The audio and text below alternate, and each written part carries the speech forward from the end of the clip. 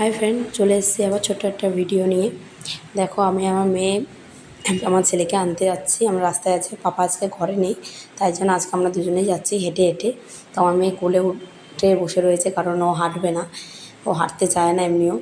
তাই এমনি রোদ্দুরও ছিল, দেখো আবার নামিয়ে নিয়ে দৌড়চ্ছিল।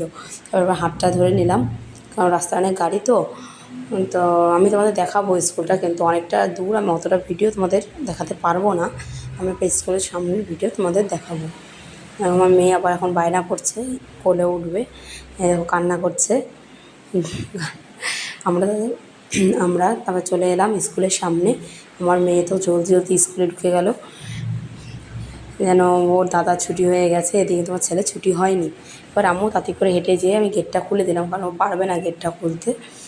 তো ও একটা আন্টির হাত ধরে আসছিল, এসেই আগে দোলনায় বসে পড়েছে, দেখেছো?